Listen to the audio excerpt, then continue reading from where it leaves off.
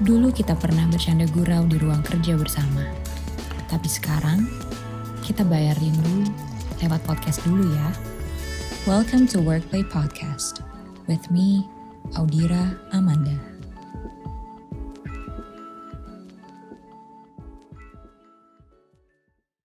Halo teman Workplay, apa kabar? Hari ini aku mau ngomongin soal pandemi nih. Kapan ya pandemi di Indonesia ini atau di dunia ini selesai gitu ya? Yang teman-teman udah tahu, udah 9 bulan kita stay di rumah aja gitu ya, karena pandemi yang belum juga selesai. Dan nampaknya juga belum berkurang gitu kasus-kasusnya. Nah, cuma baru-baru ini kan terdengar juga bahwa katanya vaksin sudah mulai masuk ke Indonesia. Nah, apakah ini titik terang dari permasalahan pandemi ini? Dan dibilang juga katanya bulan Januari kemungkinan anak-anak sudah mulai kembali ke sekolah. Nah, sebenarnya kita benar-benar siap nggak ya untuk keadaan itu? Nah, makanya hari ini aku mau ngobrol aja langsung sama Mutiara Anissa. Hari ini kita mau ngobrol-ngobrol soal pandemi nih. Hai Mut! Hai Di, apa kabar? Baik, lo gimana?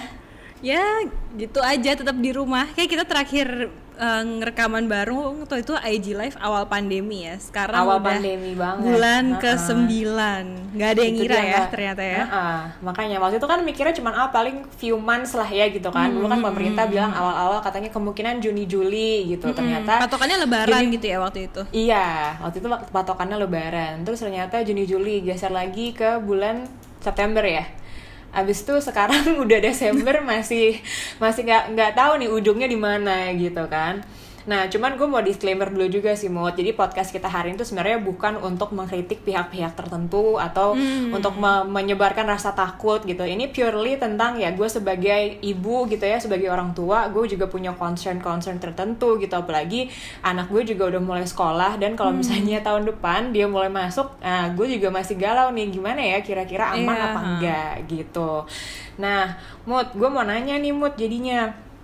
Kan dengar-dengar nih katanya vaksin sudah masuk yang kiriman dari Cina ya waktu itu ya. Mereknya apa mereknya gue lupa. Sinovac yang Sinovac. sampai di Indonesia. Nah, cuma katanya baru kemungkinan distribusi bulan Januari ya. Nah, cuma gue mau nanya nih, dengan adanya vaksin gitu ya, apakah itu pertanda pandemi di Indonesia itu akan selesai? Oke, jadi sebenarnya jawabannya simple tapi explanationnya ribet. Jawabannya sebenarnya enggak sih. Maaf ya. Okay. Jadi semakin kita udah ngejalanin 2020, kita banyak juga kan saling belajar tentang pandemi, belajar tentang vaksin, tentang COVID-19 macam-macam itulah gitu. Dan kita sekarang aku ngerasa kayaknya orang-orang semua udah came to terms gitu ya sama pandemi dan udah berdamai lah, paling nggak berdamai, merasa bahwa oh iya ini ternyata bukan sesepele yang gua rasa gitu. Ini suatu problem yang cukup besar dan solusinya nggak akan sesimpel itu gitu. Nah, ini berlaku juga untuk vaksin gitu. Jadi vaksin memang sebenarnya udah banyak orang yang menaruh harapan ke situ gitu, karena it seems like kalau di Indonesia udah banyak banget hal yang dilakuin tapi kok gini-gini aja gitu kan. Kita udah PSBB berkali-kali, kita udah di rumah aja, kita udah menyesuaikan banyak hal tapi kok resultnya masih gini-gini aja. Nih berarti vaksin nih gitu. Cuman kalau ngelihat dari sisi scientific dan juga public health-nya, kemungkinan itu vaksin bukan jadi solusi tunggalnya. Jadi harus ada combination of macam-macam ya. Salah satunya tuh vaksin plus 3T. Jadi penanganannya gitu. Jadi testingnya harus bagus, tracingnya bagus, treatmentnya bagus gitu. Overall kayak gitu.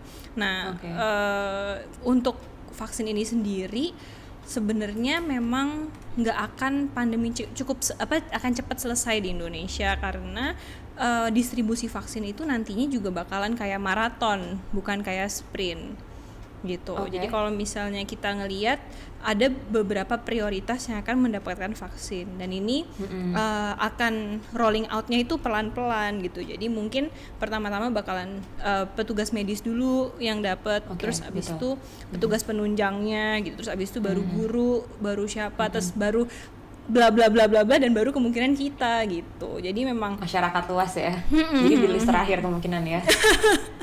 kemungkinan sih, apalagi yang kayak gua gitu, misalnya hamil terus abis itu kan menyusui. Nah itu kemungkinan bakalan jadi di terakhir gitu. Jadi itu masuk ke golongan orang yang ya belum diketahui lah sebenarnya si vaksinnya ini aman apa enggak gitu. Jadi emang kita juga bisa risk assessment sendiri sih di rumah kita. Kalau kita dokter, oke, mungkin kita salah satu yang pertama dapat vaksin. Tapi kalau misalnya kita misalnya tinggal sama orang tua, kemungkinan orang tua itu belum tahu nih dapat vaksinnya kapan gitu. Karena vaksin yang Indonesia pesan so far itu buat kalangan muda semua gitu. Terus habis itu buat ibu-ibu yang hamil. Kemungkinan besar tuh nggak dapat vaksin juga, karena vaksinnya itu buat yang tidak hamil. Kita nggak tahu efeknya ke janin dan ke anak itu gimana gitu. Jadi ibu menyusui itu juga tergolong, itu juga mungkin list terakhir gitu. Oke. Nah, berarti itu datang ke pertanyaan gue yang kedua sih. Kalau gitu, apakah vaksin yang akan kita terima ini ya, karena kan gue udah dengar beberapa nama-nama vaksin gitu kan. Cuma apakah keefektifannya tuh sudah terjamin gitu? Kira-kira efek sampingnya tuh masih bakal muncul nggak sih untuk beberapa orang gitu loh? I see. Ya ini juga pertanyaan yang banyak banget gue ditanyain sih sebenarnya, dan to be honest sebenarnya memang vaksin COVID ini kan dia dibuat dalam waktu yang cukup cepat ya, pandeminya awal tahun, sekarang kita akhir tahun ini udah mulai didistribusiin gitu, walaupun ya prosesnya itu beda sama kalau misalnya kita itu lagi nggak di dalam pandemi gitu. Nah ada satu kata ya yang sering mungkin kita sekarang dengar, itu namanya efikasi vaksin. Efikasi vaksin itu artinya seberapa baik sih vaksin ini bisa mencegah COVID-19 terjadi pada seseorang gitu. Nah, nilai efikasi ini diambil dari uji klinis, dari uji yang dilakukan pada manusia, yang kalau misalnya Sinovac ini dilakuin di Bandung, terus di beberapa negara lainnya juga gitu. Jadi dari uji klinis ini kita akan dapat suatu angka yang menunjukkan oh ini vaksinnya bagus atau enggak gitu. Nah, kalau misalnya vaksin yang udah sampai di negara kita itu kan baru Sinovac. Nah, Sinovac itu belum ada efikasinya, jadi kita masih harus nunggu. Jadi kuncinya sabar. Nah, untuk vaksin-vaksin yang lain kemungkinan ini bakalan datang 2021, dan Indonesia sendiri sih kalau aku kemarin update ya, mereka itu memesan 6 jenis vaksin dari 6 perusahaan yang berbeda gitu. Nah, just like any other product, vaksin juga punya plus dan minus masing-masing pastinya gitu. Dan so far yang kita udah pesen ini kemungkinan nanti akan bertambah lagi, misalnya jadi 20 perusahaan atau 30 perusahaan ya. Kita ngelihat nanti ke depannya produk-produk mana sih yang udah bisa maju ke pasar gitu, yang udah bisa dibeli gitu. Cuman so far sih vaksin-vaksin yang udah bahasanya ready untuk didistribusiin ini, mereka hasil keamanannya lumayan. Dalam arti kalau ngelihat dari side effect-nya, itu side effect serius belum ada yang dilaporin. Jadi side effect-nya yang dilaporin tuh biasanya sama kayak vaksin-vaksin lainnya, misalnya demam, pusing gitu. Jadi so far sih itu. Cuman memang yang masih big question mark itu adalah seberapa efektifkah vaksin-vaksin ini gitu. Especially kalau misalnya kita mau ngelihat dalam jarak waktu panjang atau long term gitu. Karena kan ujinya sendiri baru dilakuin beberapa bulan aja. Jadi kita tahu kalau misalnya kita dapat vaksin ini beberapa bulan ini kita akan aman nih kemungkinan. Namun seterusnya gimana gitu, dalam setahun, 2 tahun gitu.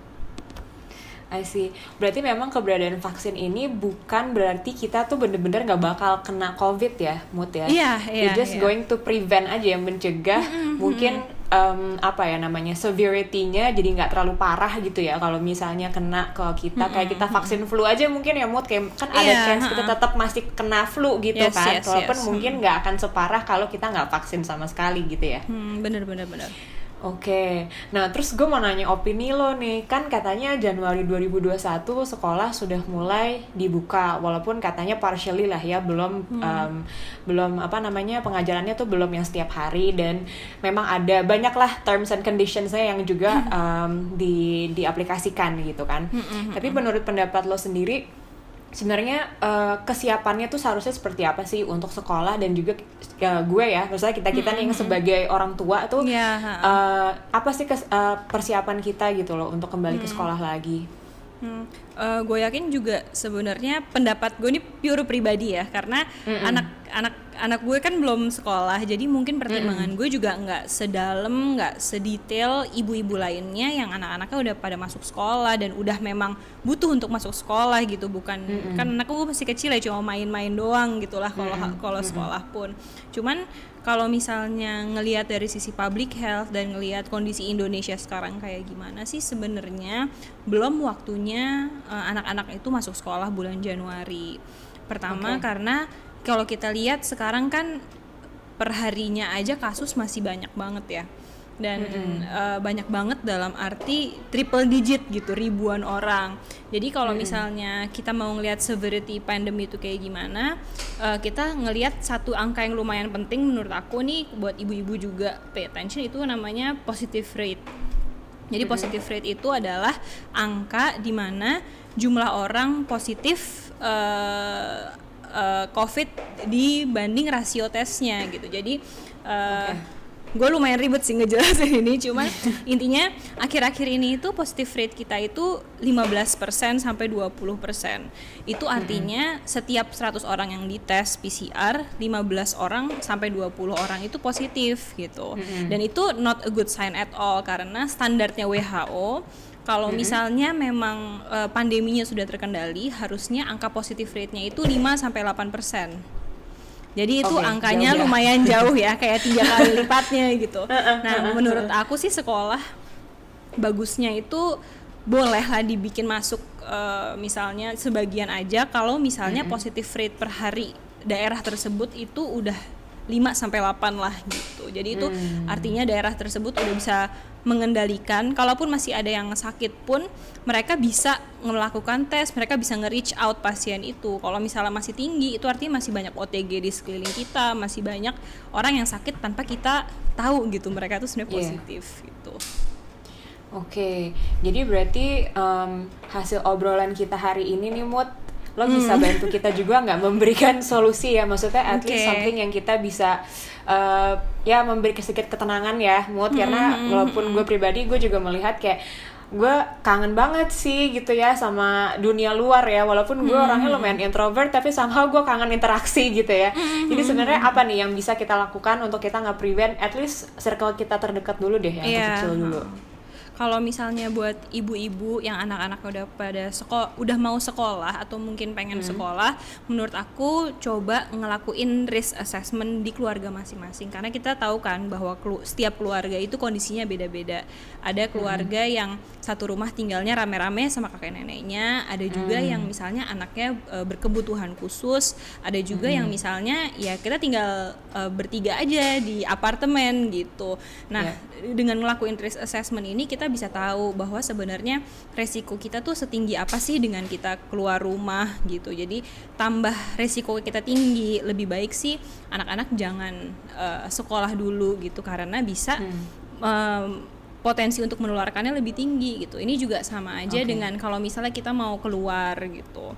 Satu tips lainnya sih yang menurut aku lumayan ngebantu ya untuk bersosialisasi, itu tuh pilih dua lingkungan sosial gitu. Jadi daripada kita kayak worry, kita bikin komitmen misalnya sama sahabat kita atau sama orang tua kita. Jadi misalnya kalau aku bisa ke keluarga mertua sama ke rumah orang tua gitu. Jadi itu dua circle sosial yang aku pilih supaya aku tahu bahwa aku bakal tetap bisa bersosialisasi dengan orang lain, gak cuma di rumah aja gitu, tapi aku juga tetap aman gitu. Oke, jadi komitmen antara keluarga itu juga penting ya untuk saling menjaga satu sama lain gitu ya. Oke, Mot, thank you so much ya untuk cerita-ceritanya, sharing-sharingnya hari ini.